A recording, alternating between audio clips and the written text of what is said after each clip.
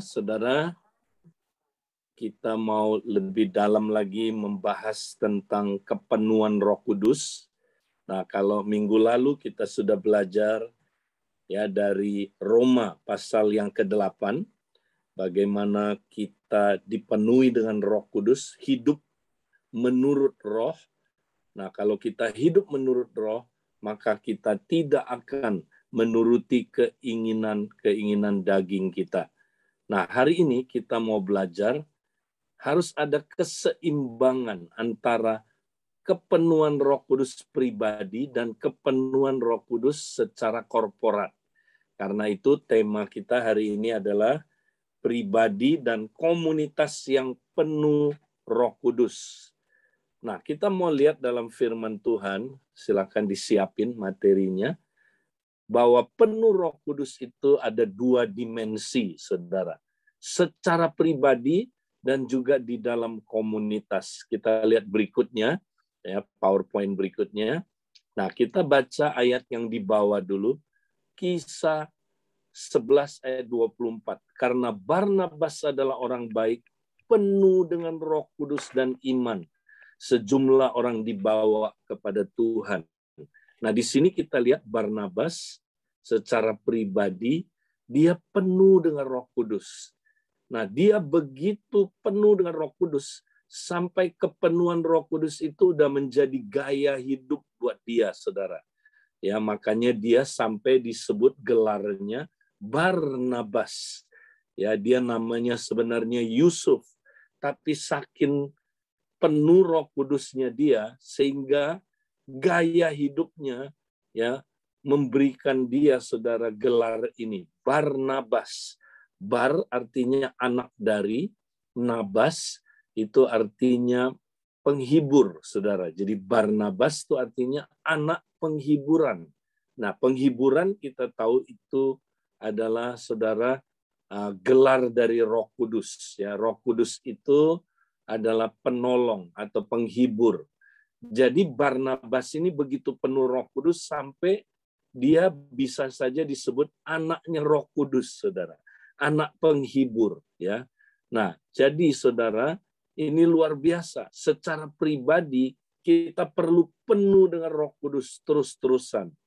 Nah, tapi juga secara komunitas, kita lihat ayat yang di atas. Efesus 5 ayat 18, dan janganlah kamu mabuk oleh anggur, karena anggur menimbulkan hawa nafsu. Ya, saudara. Tetapi hendaklah kamu, nah kamu di sini jamak, saudara, penuh dengan roh, dan berkata-katalah seorang kepada yang lain dalam mazmur, kidung puji-pujian, dan nyanyian rohani. Nah, jadi kita lihat di sini, saudara, ada ya dua dimensi. Secara pribadi kita perlu penuh dengan Roh Kudus terus, ya. Tapi juga secara korporat kita perlu penuh dengan Roh Kudus. Kenapa, saudara? Karena ya, saudara, kita ini diciptakan bukan hanya menjadi seorang yang pribadi percaya Tuhan, tapi kita juga diciptakan sebagai komunitas. Nah, sekarang, saudara, bagaimana caranya, saudara, kita mau penuh dengan Roh Kudus? Nah, kita lihat tetap di sini dulu di PowerPoint ini. Nah, saudara, Paulus membandingkan penuh Roh Kudus dengan apa, saudara? Mabuk anggur. Nah, di sini ada persamaannya, tapi juga ada kontrasnya. Kalau orang mabuk anggur, saudara, dia dikuasai sepenuhnya oleh alkohol. Maka akibatnya orang tersebut, saudara, ya dia udah nggak sadar akan dirinya, saudara. Karena bukan dia lagi yang bekerja, alkohol itu bekerja dalam diri dia. Nah, demikian juga kalau orang penuh anggur dari surga, penuh Roh Kudus, maka Roh Kudus menguasai dia sepenuhnya, sehingga yang hidup bukan dirinya sendiri lagi, tapi Kristus yang hidup di dalam dia. Nah, itu dia, saudaraku, gunanya kepenuhan Roh Kudus, supaya bukan kita lagi yang hidup, bukan daging kita lagi yang hidup, tapi Kristus yang hidup di dalam kita, saudara. Nah, itu persamaannya, saudara. Nah, kontrasnya apa?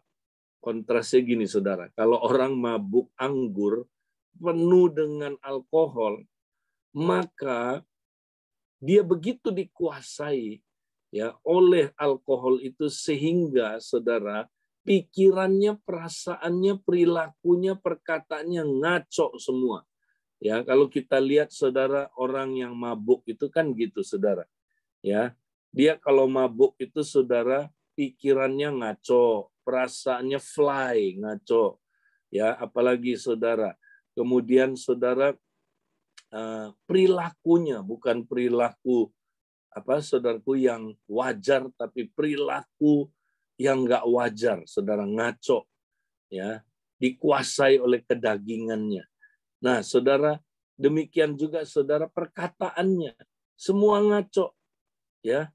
Nah, tapi, saudara, kalau orang penuh dengan Roh Kudus, wow, puji Tuhan, saudara, pikirannya dipengaruhi, ya, sehingga pikiran Kristus yang bekerja, pikiran yang benar, pikiran yang kudus, pikiran yang saudara, sesuai dengan ya kehendak Tuhan, pikiran yang benar.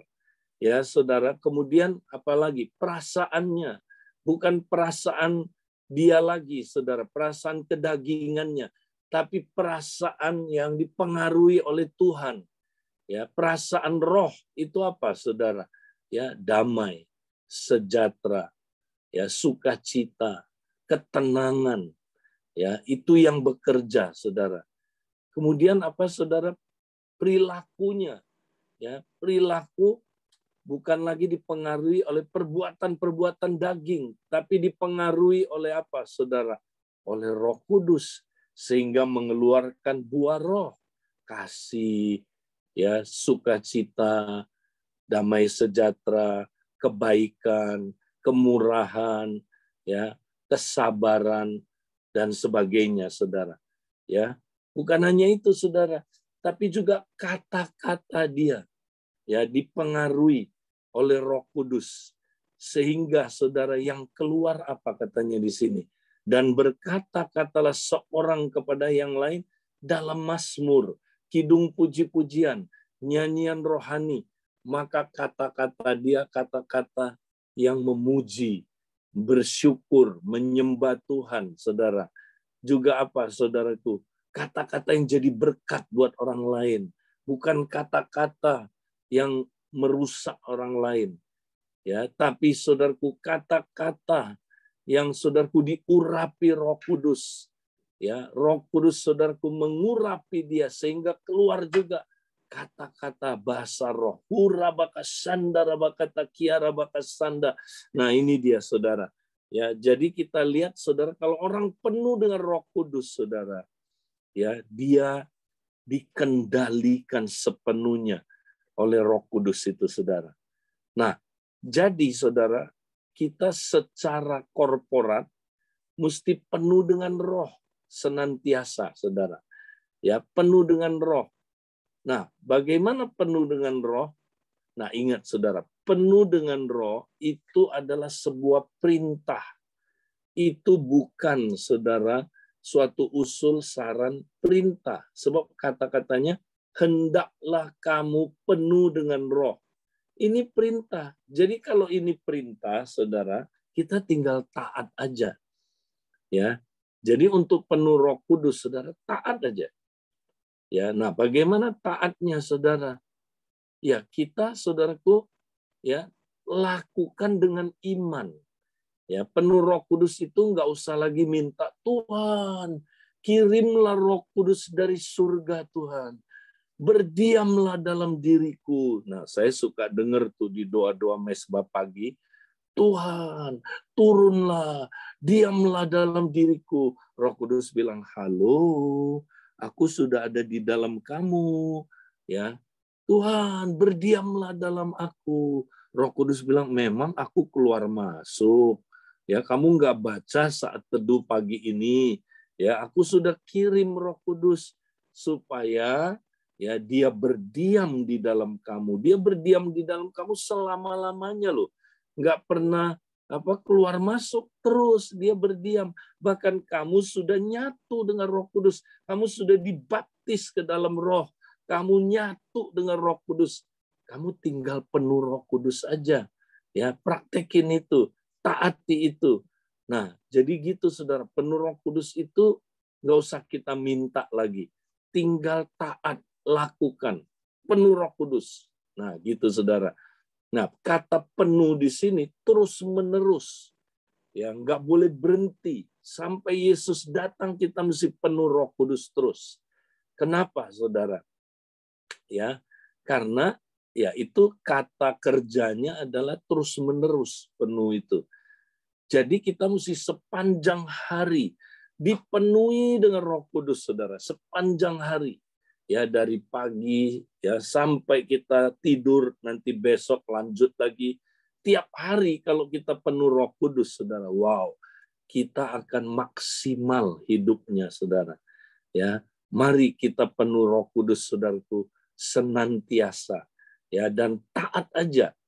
Ya, kita untuk penuh Roh Kudus, ya Saudara, apa bagian kita? Ya. Nah, apa bagiannya? Ya, sama kayak kalau saya mau menikmati sinar lampu, Saudara. Bagaimana caranya? Saya nggak usah minta lagi. Oh, lampu, menyala-lala lampu, ya, menyala-lah, nggak usah, Saudara. Saya tinggal lakukan satu tindakan aja, Saudara. Nah, ini bagian saya, pencet saklar on off-nya. Udah itu aja. Kenapa? Karena di dalam lampu itu sudah ada listriknya. Sudah ada kemampuan lampunya untuk menyala. Bayangkan ini lampu bolamnya masih baru. Jadi tinggal pencet saklar, teng, dia nyala, Saudara. Ya. Nah, demikianlah penuh Roh Kudus sama. Tinggal kita pencet saklar on off-nya, Saudara. Nah, saklar on off-nya apa? Mari kita baca 1 Korintus 6 berikutnya, ayat 19 sampai 20. Ini keren, Saudara. Nah, atau tidak tahukah kamu bahwa tubuhmu adalah bait Roh Kudus yang diam di dalam kamu. Jadi Roh Kudus sudah diam. Jangan minta lagi, Roh Kudus turunlah, berdiamlah dalam diriku. Jangan, kata Paulus.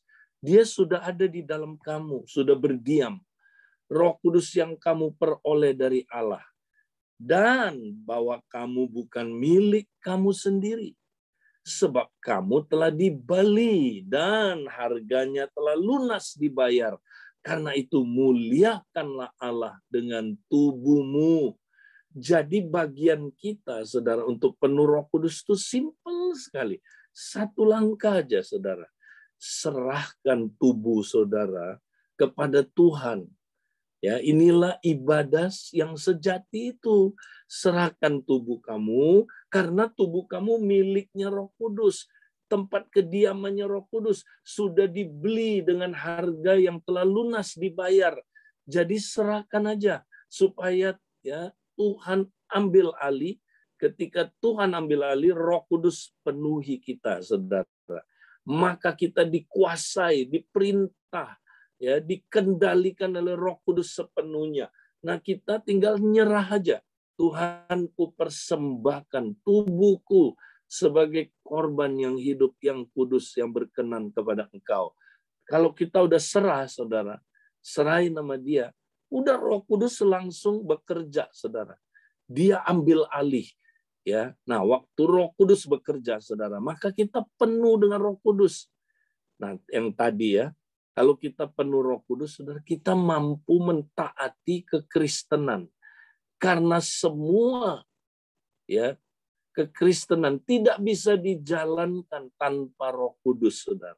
Roh Kudus itu penolongnya yang memampukan kita menjalankan kekristenan ini. Jadi bagian kita penuh Roh Kudus sepanjang hari, Saudara. Nah, tapi ingat, bukan hanya pribadi, Saudara. Ya, nah ayat ini, Saudara, kata tubuhmu, ya, bukan milikmu sendiri lagi. Ya, nah ini, Saudara, ayat ini ya menunjukkan, Saudara, apa? Adalah tunggal. Tubuhmu adalah bait Roh Kudus yang diam di dalam kamu. tunggal. Tapi saudara, ya, kita bukan hanya secara pribadi menyerah kepada Tuhan, kita juga perlu menyerah bersama-sama. Nah, kita lihat berikutnya, saudara. Karena bukan hanya kita sendiri yang adalah bait Allah, ya, tapi kita bersama-sama juga adalah bait Allah. 2 Korintus 6 ayat 16. Apakah hubungan bait Allah dengan berhala? Karena kita, nah ini jamak, kita adalah bait dari Allah yang hidup menurut firman Allah ini. Nah, apa cirinya bait Allah? Aku akan diam bersama-sama dengan mereka. Ya, mereka ini bait Allah, saudara. Ya, jadi bait Allah bukan cuma pribadi, tapi juga bersama-sama kita adalah bait Allah dan hidup di tengah-tengah mereka. Bahasa Inggrisnya bergerak di tengah-tengah mereka. Dan aku akan menjadi Allah mereka dan mereka akan menjadi umatku. Ya. Nah, ini bait Allah, saudara. Jadi, bait Allah itu komunitas, saudara, bukan ya sendiri. Betul, sendiri kita juga bagian dari bait Allah, tapi bait Allah itu komunitas, komsel, kompak. Nah, itu bait Allah, saudara. Jadi tiap kali kita ya mau berkompak atau berkomsel, biasakan praktek mempersembahkan tubuh di dalam komunitas sama-sama, saudara. Ya, jadi kalau saya kompak, saya persembahkan tubuh dulu bersama. Ya, di komsel juga. Ya, kita persembahkan tubuh bersama-sama. Waduh, dahsyat banget, saudara. Nah, nanti malam mungkin kita akan praktek ini. Ya, saudara, ketika kita persembahkan tubuh bersama-sama, saudara. Roh Kudus ambil alih. Nah, waktu Roh Kudus ambil alih, saudara, komunitas kita penuh Roh Kudus. Kalau komunitas kita penuh Roh Kudus, nanti kita akan lihat apa yang akan terjadi, saudara. Ya, itu sangat luar biasa. Nah, jadi kita mesti penuh Roh Kudus baik secara pribadi maupun saudaraku secara korporat. Kita lihat gambar ini berikutnya. Karena ini saling mempengaruhi, saudara. Ya, ini saling mempengaruhi. Lihat. Ya, kepenuhan Roh Kudus secara pribadi, saudara. Kalau kita sendiri di rumah, waktu sendirian kita penuh Roh Kudus. Nah, waktu kita gabung ke komsel, ya kita akan mempengaruhi komsel itu. Komsel itu juga akan apinya tambah besar, saudara. Ya, tapi ya waktu kita penuh Roh Kudus secara korporat, itu juga mempengaruhi kepenuhan Roh Kudus secara pribadi kita. Ketika kita pulang, kita makin semangat, makin penuh dengan Roh Kudus, saudara. Nah, besok kita gabung lagi, misalnya ya dengan kompak kita penuh Roh Kudus lagi, ya. Maka kepenuhan Roh Kudus pribadi kita mempengaruhi kepenuhan Roh Kudus secara korporat. Demikianlah terus saling mempengaruhi, saudara. Sehingga kalau kita dua dimensi ini kita praktekkan, kita akan, saudaraku, mencapai kepenuhannya Allah. Nah, ini dahsyat, saudara. Banyak orang, saudara, nggak ngerti prinsip ini. Nah, saudara, kita lihat itu kayak api. Betul, api. Kalau api, saudara, dia sendiri aja areng, dibakar satu areng, sendirian aja. Dia cepat padam nggak, saudara? Cepat. Ya, kalau dia padam, saudara, ya udah habis dia. Tapi saudara, kalau api yang bara itu yang dibakar, membakar arang itu, ya digabungkan ke dalam, saudaraku, ya api arang-arang, sekelompok arang bersama-sama, saudara, yang dibakar, apinya, saudaraku, makin besar. Itu namanya sinergi, saudara. Jadi kepenuhan Roh Kudus itu harus terjadi, saudaraku, sinergi. Ya, karena kepenuhan Roh Kudus pribadi, arang yang satu dibakar itu, saudara, ya, itu mempengaruhi sekelompok arang yang lain. Ya, tapi ketika dia dibakar sama-sama, saudara, dia apinya lebih besar.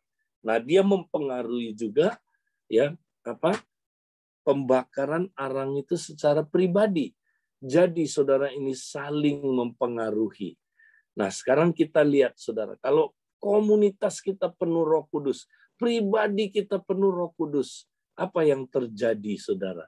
Nah, kita mau lihat apa peranan Roh Kudus terhadap komunitas tubuh Kristus. Next.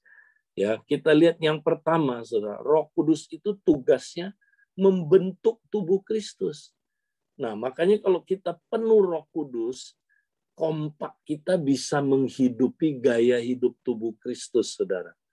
Ya, karena Roh Kuduslah peranannya untuk membentuk tubuh Kristus, menghidupkan tubuh Kristus, membangun tubuh Kristus, saudara. Roh Kudus itu tugasnya itu. Kita lihat 1 Korintus 12 ayat 12 sampai 13. Karena sama seperti tubuh itu satu dan anggota-anggotanya banyak. Dan segala anggota itu sekalipun banyak merupakan satu tubuh. Demikian pula Kristus. Ayat 13. Sebab dalam satu roh. Dalam apa? Satu roh. Ya, kita semua, baik orang Yahudi maupun orang Yunani, baik budak maupun orang merdeka, telah dibaptis menjadi satu tubuh. Jadi adalah pekerjaan roh membaptis orang percaya menjadi apa, saudaraku, satu tubuh. Ya, ini tugasnya. Itulah yang terjadi di hari Pentakosta. Ya, Roh Kudus menyatukan orang percaya menjadi satu tubuh. Ya, sehingga dua kelompok yang selalu bertentangan tidak bisa bersatu ini, yaitu apa, saudara? Yunani, orang Yahudi, ya, orang yang merdeka, budak, ini kan selalu, saudara, nggak bisa bersatu. Tapi di dalam Roh Kudus, ya, Roh Kudus baptis mereka menjadi satu tubuh. Ya, jadi Roh Kudus itu ahlinya membentuk tubuh Kristus. Ya, makanya kalau saudara penuh Roh Kudus, kompak saudara bisa ya berfungsi sebagai tubuh Kristus. Ya, ketika kompak saudara berfungsi sebagai tubuh Kristus, wah, dahsyat banget, saudara. Kompak saudara hidup, kompak saudara pasti bertumbuh, kompak saudara pasti bisa mempraktekkan gaya hidup tubuh Kristus. Kalau tidak, kompak saudara minta ampun. Ya, benar-benar, saudara. Itu, waduh, banyak masalah. Nanti kita lihat, saudara. Makanya ayo kompak-kompak mesti penuh Roh Kudus. Ya. Nah, bukan hanya itu, next kita lihat, saudara, berikutnya. Roh Kudus yang memberi hidup dan mematikan keinginan daging dalam tubuh Kristus. Ya, kita lihat, kita lanjut lagi 1 Korintus 12 ayat bagian terakhirnya ayat 13. Ya, telah dibaptis menjadi satu tubuh dan kita semua diberi minum dari satu roh. Wow. Saudara, kalau Roh Kudus, kita penuh Roh Kudus, saudara, maka di dalam kompak terjadilah proses saling memberi minum, saudara. Nah, minuman ini apa? Air kehidupan yang mengalir di dalam, saudaraku, kompak itu. Ya, kita saling memberi minum, maka kompaknya jadi hidup, saudara. Kompaknya pasti bertumbuh kalau dia hidup, betul? Nah, apa yang terjadi? Kompaknya, saudara, ya, saling memberi hidup, karunia-karunia bekerja, saudara, aliran air kehidupan, memberikan kita, saudaraku, kehidupan itu. Bukan hanya itu, saudara. Kita lihat berikutnya lagi, saudara. Nah, ini, saudara. Roma 8 ayat 13 ini. Ya. Roh Kudus bukan cuma memberi hidup, tapi dia ya mematikan daging, mematikan keinginan daging di dalam tubuh Kristus. Sebab jika kamu hidup menurut daging, kamu akan mati. Tapi jika oleh roh, kamu mematikan perbuatan-perbuatan tubuhmu, kamu akan hidup. Wow. Saudara ingat ya, Roma 8 itu, ya, itu bicara komunitas. Itu bukan bicara soal pribadi aja. Ya, kalau saudara baca Roma 8, unik sekali, saudara. Waktu di Roma 7 ayat 14 sampai ayat 25, Paulus banyak menggunakan kata aku pribadi. Jadi ya, aku. Celakalah aku. Siapakah yang dapat melepaskan aku dari tubuh maut ini?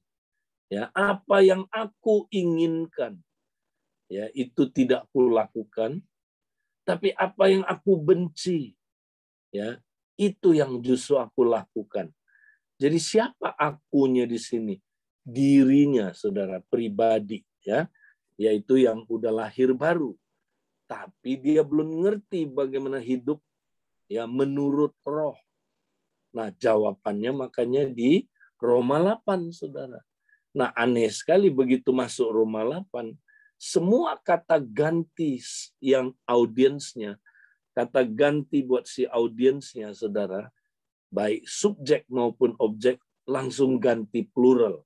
Ya, ganti jadi kata apa, saudara? Kata jamak. Jadi memang Roma 8 itu, saudara, bicara tentang komunitas. Roma 8 itu bicara komunitas yang dipenuhi Roh Kudus. Komunitas yang hidup menurut roh. Makanya, saudara, kita mesti praktek ini. Ya, kompak kita, komsel kita mesti penuh Roh Kudus. Ya, caranya gimana, saudara? Tadi kita udah belajar persembahkan tubuh sama-sama. Ya, kalau kami pakai 5 menit sebelum kompak, ya, kita, saudaraku, persembahkan tubuh dulu sama-sama. Ya, supaya Roh Kudus ambil alih kompak ini. Ya, karena itu rumahnya kan, biar dia ambil alih, dia yang penuhi kita. Ketika dia udah penuhi kita, wah dahsyat ini yang terjadi. Ya, maka kalau kamu hidup menurut roh, ya, kamu apa, saudaraku, jika oleh roh kamu mematikan perbuatan-perbuatan tubuhmu, kamu akan hidup. Nah, saudara, kalau kita nggak persembahkan tubuh kita sama-sama sebagai kompak atau komsel, apa yang terjadi, saudara? Nanti yang bermanifestasi bukan buah roh. Yang keluar, saudaraku, perbuatan-perbuatan tubuh kita. Inilah perbuatan daging. Nah, perbuatan daging itu apa? Perselisihan, ya, apalagi saudara, roh cedera, iri, dengki, kepahitan, kemarahan, apalagi saudara, ya. Nah, terus apalagi saudara? Yaitu saudara, perbuatan-perbuatan yang merusak komunitas. Ya, perbuatan-perbuatan yang apa, saudaraku, yang perselisihan. Ya, nah itu yang terjadi. Makanya banyak kompak, saudara, benar-benar nggak kompak. Ya, mungkin kompak juga, tapi kompak bubar, saudara. Ya, sama-sama yuk kita kompak, yuk kita bubar. Kenapa? Ya karena ketika mereka ketemu, yang terjadi perbuatan-perbuatan tubuhmu, perbuatan daging, saudara. Ya, itu akibatnya, saudara, hancur. Ya, komunitas ini hancur, saudara. Tapi ketika kita persembahkan tubuh sama-sama, kita penuh Roh Kudus, wah dahsyat, saudara. Kami rasakan komsel kami, saudara, setelah kita praktek baru mempersembahkan tubuh sama-sama, itu langsung kita rasakan, saudaraku, urapan Tuhan itu kuat sekali. Ya, ketika kita saling sharing, wah udah beda itu sharingnya, saudara. Ya, kehidupan Kristus mengalir karena ada Roh Kudus, saudara. Ya, di dalam kompak kita, di dalam komsel kita. Nah, ini penting, saudara. Nah, yang terakhir, saudara, kalau kita jadi komunitas yang penuh Roh Kudus, kita lihat lagi yang terakhir, maka Roh Kudus memperlengkapi komunitas untuk menghadirkan dan memperluas kerajaan Allah. Ya, ingat, saudara, tujuan kompak itu bukan sekedar kumpul-kumpul. Ya, saya masih suka dengar, ayo ikut kompak supaya kita saling menguatkan, supaya kita ya boleh ada yang mendoakan. Ya itu nggak salah, saudara. Tapi itu bukan tujuan ya akhirnya, bukan tujuan yang utama. Tujuan kompak dibangun oleh Tuhan adalah untuk menghadirkan dan memperluas kerajaan Allah. Itu dia. Ya, jadi kalau kompak saudara tidak menghadirkan kerajaan Allah, itu kompakan saudara. Akhirnya pasti bubar. Karena tujuan Tuhan mendirikan kompak adalah menghadirkan kerajaan Allah, ya, dan memperluas kerajaan Allah. Karena saudaraku, kerajaan Allah itu, ya, Tuhan datangkan di dunia ini tujuannya buat apa? Menghancurkan kuasa kerajaan kegelapan. Karena dunia ini dikuasai oleh kerajaan kegelapan. Ya, nah kerajaan kegelapan, saudara, menguasai dunia dengan apa? Ya, dengan penyakit, dosa, ya, ikatan-ikatan, ya, yaitu saudaraku yang membuat manusia terbelenggu dalam kegelapan. Itu kerajaan kegelapan ada di dunia ini. Nah, Tuhan utus kompak, ya, diberi kunci-kunci kerajaan. Berarti untuk apa? Untuk hancurkan perbuatan-perbuatan kerajaan kegelapan. Makanya kompak diutus untuk apa, saudara? Usir setan. Karena Yesus bilang, ketika ya aku mengusir setan, ya dengan kuasa Roh Kudus. Nah ini dia. Dengan kuasa Roh Kudus, niscaya kerajaan Allah sudah datang kepadamu. Ya, jadi saudara, kerajaan Allah itu kalau datang, setan dihancurkan, perbuatan-perbuatan iblis dihancurkan. Melalui apa? Dengan kuasa Roh Kudus.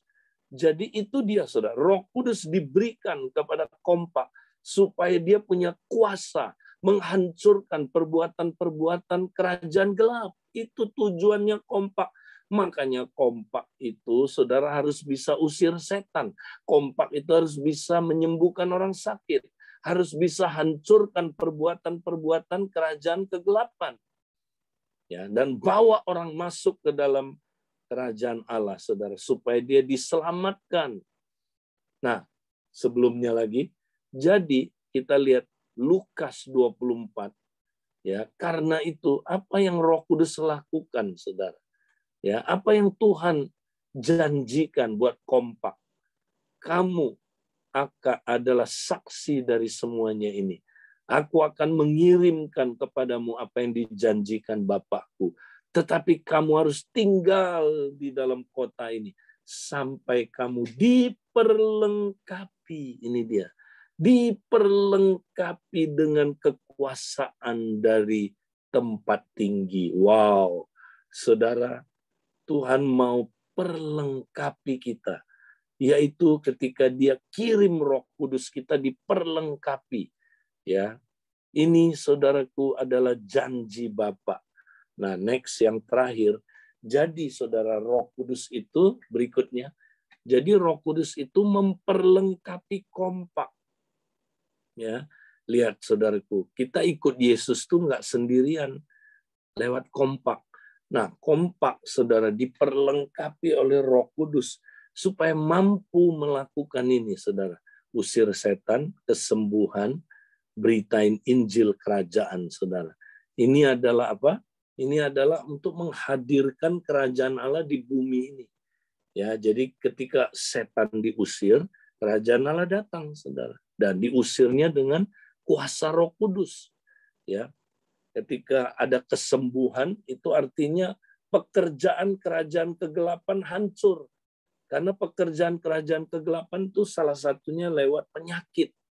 Ya, lewat ikatan-ikatan psikologis, saudara. Ya, lewat apa? Problem-problem emosi. Ya, manusia dirusak oleh ini, saudara, oleh kerajaan kegelapan. Ya.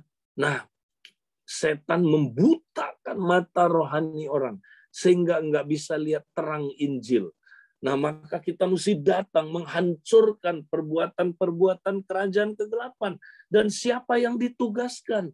Kompak, saudara. Karena untuk menggunakan kunci kerajaan, kunci-kunci sebenarnya, itu harus sepakat. Makanya kompak itu, saudara, diberi kunci-kunci kerajaan untuk menghancurkan perbuatan-perbuatan ya kerajaan kegelapan. Usir setan, kesembuhan, ya, demonstrasi Injil kerajaan. Injil kerajaan tidak bisa disampaikan hanya dengan perkataan, harus dengan disertai demonstrasi kuasa. Nah, kalau orangnya udah respon, terima Injil, berarti dia masuk kerajaan Allah. Amin. Nah, kalau dia begitu masuk kerajaan Allah, harus cepat di follow up dengan SPK. Ya, ajarin dia cara hidup dalam kerajaan Allah. Ya, SPK, saudara. Secepatnya ajarin dia supaya jiwa itu nggak hilang. Nah, ini tugas kompak. Jadi Roh Kuduslah yang memberi kita kemampuan untuk apa, saudara? Untuk kita bisa melakukan 4 hal ini. Ini namanya equipping. Roh Kudus mengequip kita, memperlengkapi. Nah, kata memperlengkapi, saudara, adalah membuat apa yang kurang menjadi komplit. Itu artinya memperlengkapi. Ya, membuat yang udah baik supaya maksimal. Ya, membuat ya yang tidak mampu menjadi mampu. Itu equipping, saudara.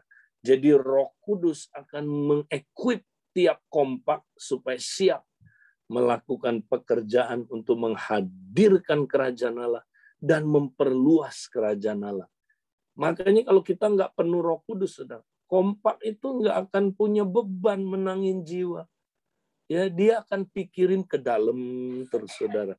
Dia jadi kapal pesiar terus, ya, ke dalam terus. Tapi ketika kita penuh Roh Kudus yang menggerakkan kita, saudara. Kita punya motif, ya, ingin memenangkan jiwa. Coba deh kalau saudara penuh Roh Kudus, dahsyat, saudara. Saudara akan ya dipakai Tuhan, dibawa oleh Roh Kudus itu ketemu sama jiwa-jiwa, saudara. Ya, dan dia lengkapi kita supaya kita mampu menjadi penjala-penjala manusia.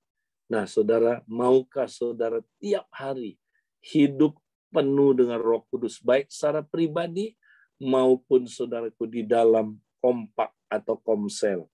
Nah, kalau saudara lakukan ini, dahsyat, kita akan lihat buah-buahnya luar biasa. Ya, itu yang saya mau sampaikan. Nah, saya pada kesempatan ini mau serahkan kembali. Kalau saudara ada yang mau bersaksi, meneguhkan ini, silakan. Atau ada yang mau bertanya. Saya kembalikan ke teman-teman yang bertugas. Siapa, Pak Yul atau siapa? Iya, Kak Edi. Terima kasih buat pagi ini. Jadi kita penuh Roh Kudus bukan hanya untuk pribadi kita udah cukup ya, Kak. Harus Ya, secara komunitas ya. Dan itu betul. dampaknya luar biasa banget ya, Kak. Ketika Ya. di dalam komunitas kita penuh Roh Kudus. Nah, ini ada pertanyaan di chat. Pertanyaannya bagaimana kalau di dalam kompak cuma satu orang saja, Kak, yang mau bergerak? Teman-teman yang lainnya tidak bergerak. Apa yang harus dilakukan? Ya, makanya biasa kan di kompak itu, sebelum kompak kita persembahkan tubuh dulu bersama-sama.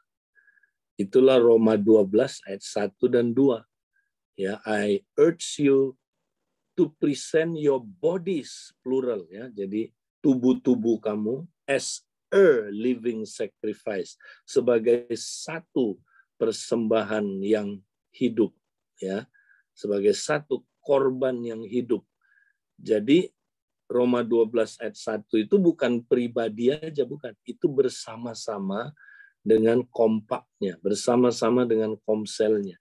Jadi kita persembahkan tubuh-tubuh yang ada ini menjadi satu persembahan, bukan banyak persembahan.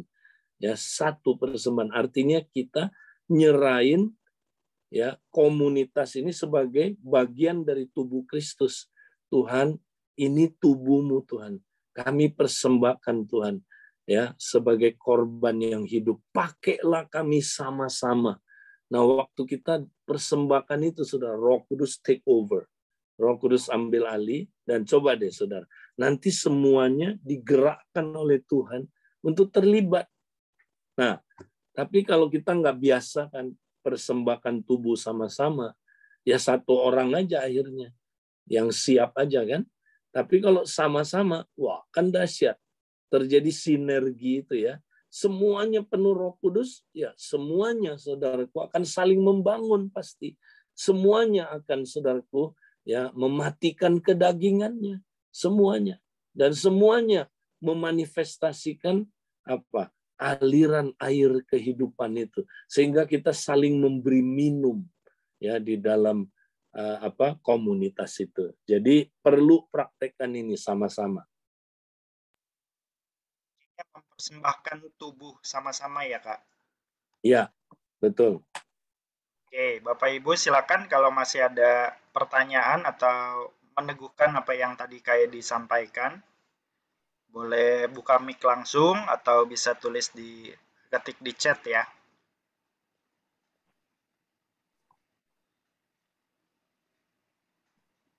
Oke, sambil nunggu saudara. Saya ya silakan. Oh, udah ada, Kak. Pak Edi, saya Bu Alang. Ya, saya Bu Alang. Pak Edi, ya. Emang saya di kompak saya memang banyak terjadi hal-hal yang begitu luar biasa ya. Bahkan pengusiran setan juga perpasan gitu ya. Dia banyak terjadi. Kayak kemarin waktu di Komsel tiba-tiba ada satu teman kayaknya masih kayak kerasukan sih bukan ya. Kayaknya masih keterikatan. Pas waktu kita doa barengan, dia memang terjadi perpasan. Cuma kadang-kadang aku merasa kompak saya ini terlalu terlalu ngeroh gitu. Apa memang saya merasa sendiri atau gimana, Pak? Kadang-kadang aku juga bisa juga merasakan gitu kuasa Roh Kudus yang begitu hebat ya di dalam kompak saat kami bersepakat dalam suatu hal gitu ya. Dan bahkan gitu ada teman kompak kan dia sering pelayanan yang Bu Irma ya Siantar itu. Dia kan sering pelayanan dalam lewat perpasan itu. Nah, dari situ kadang-kadang aku merasa dia sering membuat saya tertarik gitu ya, agak tertarik dalam perpasan. Tapi saya masih kurang yakin secara iman. Saya merasa saya belum siap gitu untuk arah sana. Gimana Pak ya? Ya, itu kan dari Roh Kudus ya. Jadi kita mengalir aja. Nah, di dalam musim-musim tertentu memang kompak itu ya Roh Kudus sedang bekerja memulihkan kita. Makanya dia melakukan pelepasan bahkan untuk orang yang udah percaya.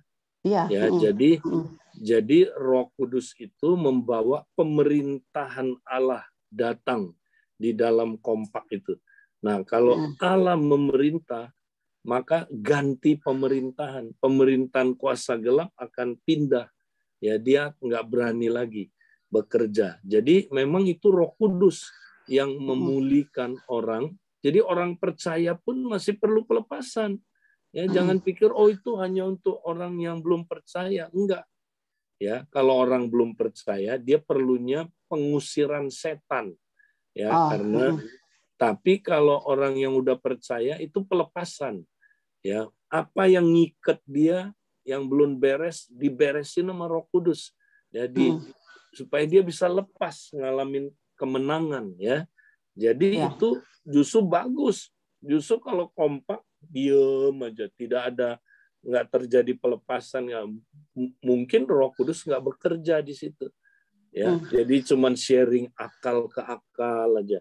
Coba deh kompak yang kayak gitu nggak terjadi apa-apa, lama-lama mati kompak itu.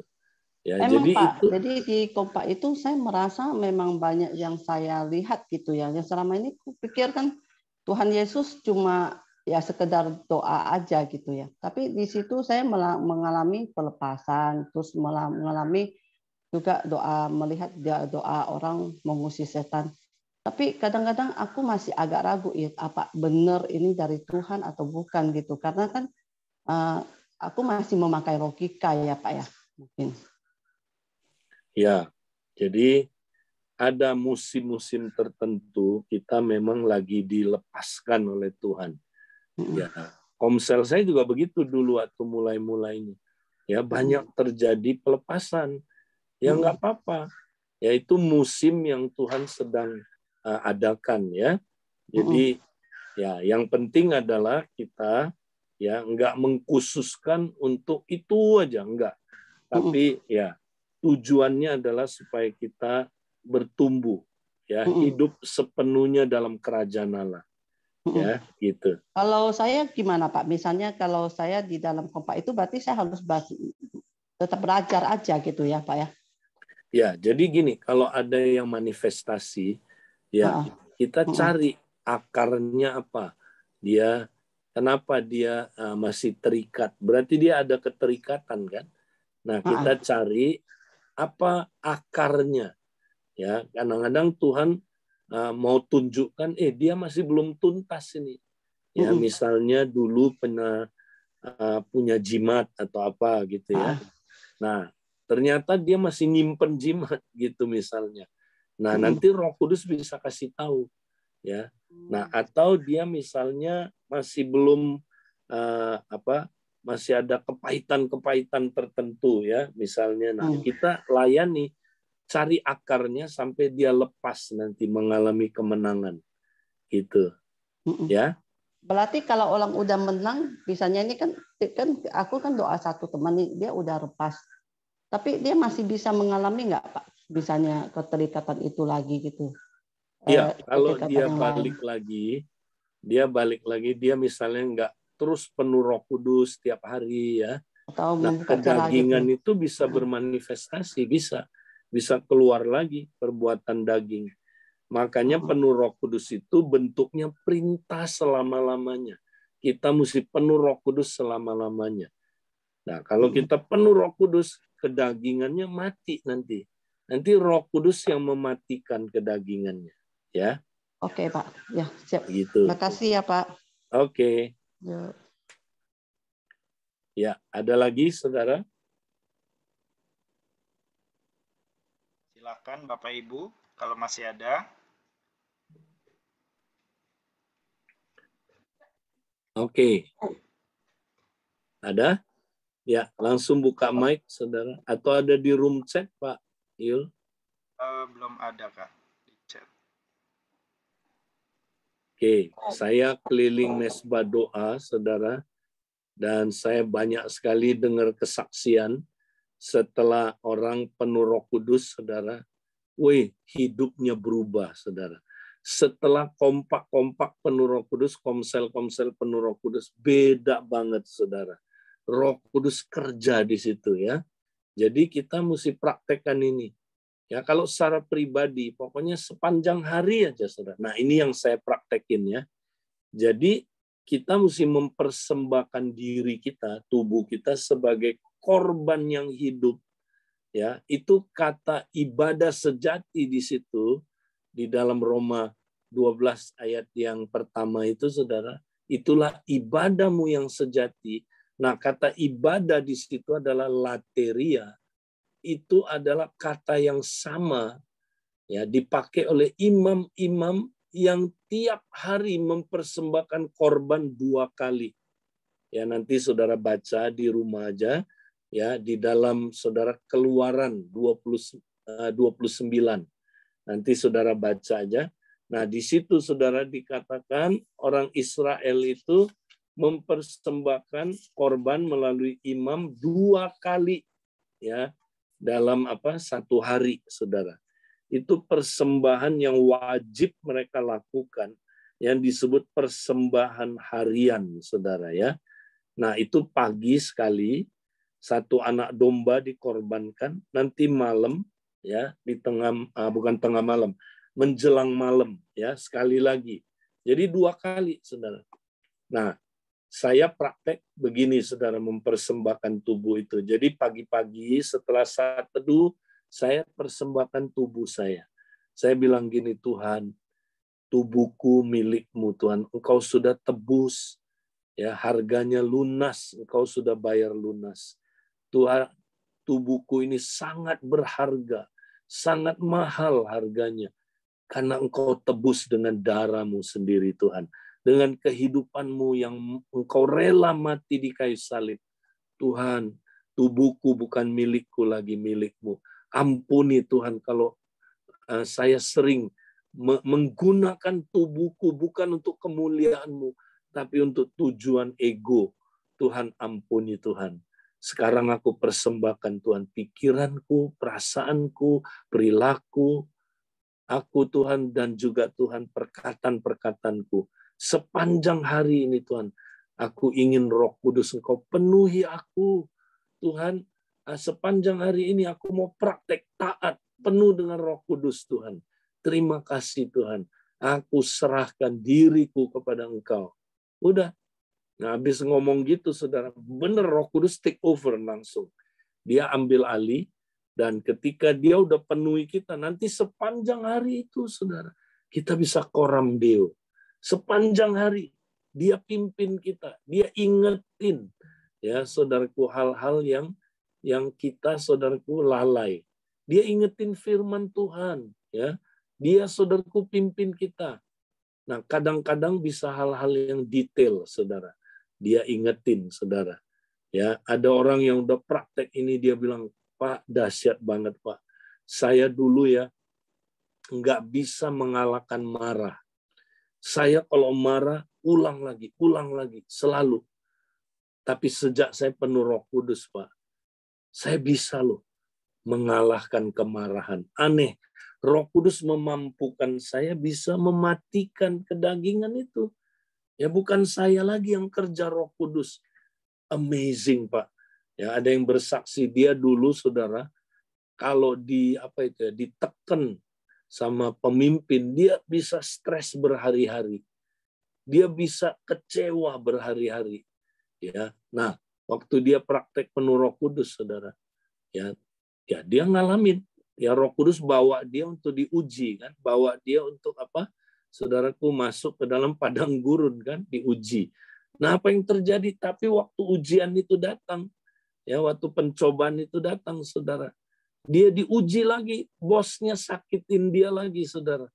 Roh Kudus bilang, masuk kamar mandi. Wah, dia lari ke kamar mandi, ke toilet, saudara. Terus dia basah roh. Terus basah roh, saudara. Roh Kudus take over. Dia sampai, saudaraku, nangis di toilet itu, saudara. Dilawat Tuhan, ya, dan Roh Kudus yang berdoa di dalam dia, menolong dia dalam kelemahan-kelemahan dia. Dia cerita, saudara. Tiba-tiba dia sukacita. Biasanya dia udah kesel, marah, saudara, kecewa, ya, sakit hati. Tapi ini nggak ada, saudaraku. Roh Kudus benar-benar mematikan kedagingan dia. Ya, dia kembali lagi kerja, saudara. Dia jawabnya bisa lemah lembut, ya, tidak marah-marah, saudara, tidak kecewa. Kan aneh, saudara. Nah, ini dia. Ya, kalau kita penuh Roh Kudus, beda hidup kita. Ya, ada lagi, saudara, sampai yang kecil-kecil loh. Roh Kudus ngajar kita segala sesuatu. Satu kali dia bilang, dia baru mau kerja, saudara. Baru mau berangkat, Roh Kudus bilang, balik. Ya, loh, ada apa Tuhan? Tuhan bilang gini, kamu lupa kunci pintu. Wah, benar, saudara. Untung dia balik, kalau nggak maling masuk loh, saudara. Nah, kemudian minggu lalu salah satu pemimpin kita, saudara. Nah, dia praktek penuh Roh Kudus. Terus mesbah pagi dia sambil ikut, dia olahraga, saudara. Karena dia waktunya nggak banyak. Dia sibuk, bisnismen yang sibuk, saudara. Jadi sambil dia koram Deo, dia olahraga, saudara. Lari. Nah, waktu lari itu sambil koram Deo, dia basah roh, dia nyembah Tuhan. Terus tahu nggak, saudara, tiba-tiba Roh Kudus bilang, lihat ke bawah. Dia lihat. Roh Kudus bilang, ambil amplop. Dia ketemu amplop, saudara, segini. Ya, tebal amplopnya. Begitu dia buka, saudara, 10 juta, saudara. Wih, coba kalau saudara dapat amplop 10 juta, biasanya gimana, saudara? Ada suara begini, eng, ing, eng, ya kan? Ada eng, ing, engnya. Ya, jangan-jangan ini berkat dari surga, ya kan? Jawaban langsung dari surga. Tapi Roh Kudus cuma bilang gini, kantongin itu, amplop, dia kantongin, dia lari lagi, kan? Terus lari. Sampai ke tujuan dia minum, saudara. Nah, waktu minum itu Roh Kudus bilang gini, balik ke tempat di mana kamu dapat amplop ini. Wah, dia taat aja, dia balik. Lari lagi sampai ke tempat itu, saudara. Dia lihat ada sepasang suami istri. Pakaian suaminya, saudara, itu kalau dia bukan kiai, Ya, mungkin paling tidak dia ustadz, saudara. Dan istrinya jilbaban, ya saudara. Dan mereka nyari sesuatu. Mereka tanya, saudara, Pak, nyari apa sih? Si pemimpin ini nanya, cari apa, Pak? Oh, saya lagi nyari amplop nih, kehilangan. Oh gitu ya, Pak ya? Ini bukan, Pak. Iya itu dia. Aduh, Pak, Bapak uangnya 10 juta kan katanya kan. Iya kok kamu tahu? Nah ini saya udah hitung 10 juta. Pak, ini Pak, Tuhan suruh saya kembaliin ke Bapak.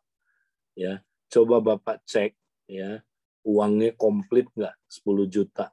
Waduh, pemimpin ini saudara, orang yang suami istri ini langsung nangis, saudara. Dua-duanya nangis. Dilawat Tuhan, saudara.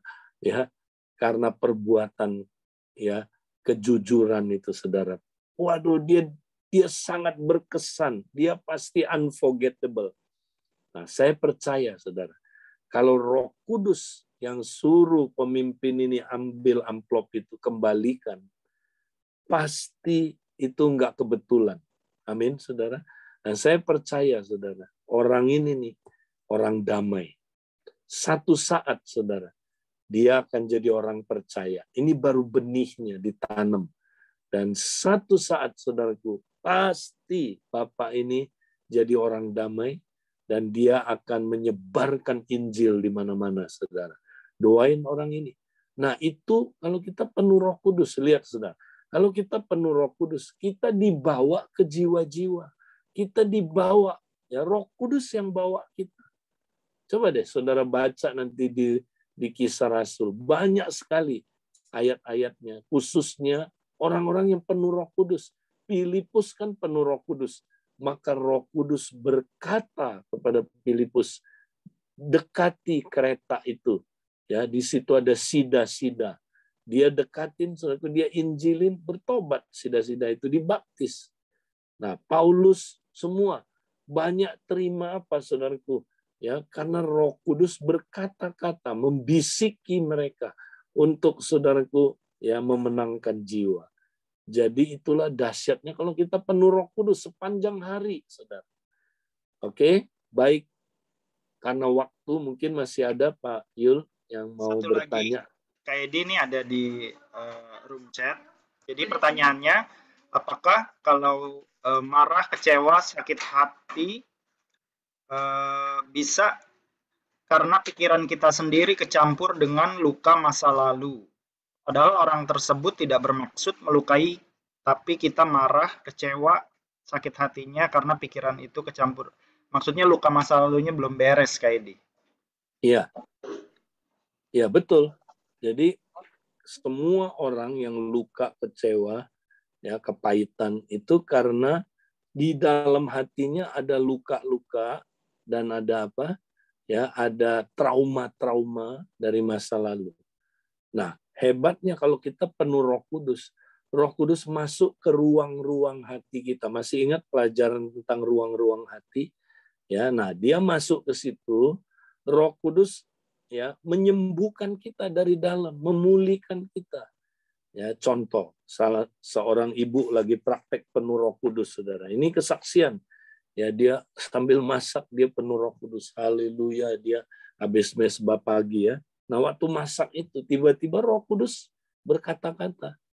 Ya, nah, kamu lihat hubungan kamu sama anak pertama kamu nggak harmonis kan? Iya Tuhan. Kenapa ya begitu Tuhan? Nah, Roh Kudus ngomong lagi, ya. Kamu ingat nggak waktu dia di kandungan? Ada apa Tuhan? Ya sambil masak ini, saudara. Tiba-tiba Roh Kudus kasih tunjuk, saudara. Waktu dia mengandung anak ini, saudara, itu anak pertama, ya dia diingetin sama Roh Kudus. Kamu ingat nggak mertua kamu? Ya, suka mengata-ngatai kata-kata yang membuat kamu stres. Terus dia ingat, saudara, benar waktu dia baru nikah, saudara, jelaslah banyak permasalahan kan, saudara, keluarga, keuangan. Dia walaupun dia, saudaraku, ya dia waktu masa-masa awalnya ya tentu banyak kesulitan keuangan dalam komunikasi. Nah, saudara, hal ini membuat mertua dia, saudara, ya, itu kecewa, marah, ya, dan mertuanya ngomong begini, ya, kamu ini memang beban buat keluarga kita. Kamu tuh beban. Wih, dia tertolak banget, saudaraku. Dia dianggap beban, bayangin. Mantunya dianggap beban, saudara. Nah, itu dia simpen di hatinya. Ya, dia simpen. Terus satu hari dia marah, saudara. Roh Kudus tunjukin. Saking stresnya, dia marah, dia tunjuk kandungannya. Gara-gara kamu ini. Ya, dia bilang sama bayinya, kamu memang beban buat mama. Karena dia digituin ya, dia lampiasin ke kandungannya, saudara. Nah, tahu nggak, saudara, begitu lahir anak ini, dia nggak bisa dekat sama mamanya. Ya, nangis terus. Kalau dipeluk makin nangis. Dia bingung. Udah gede, anak ini nggak bisa terbuka sama dia. Jauh dari dia.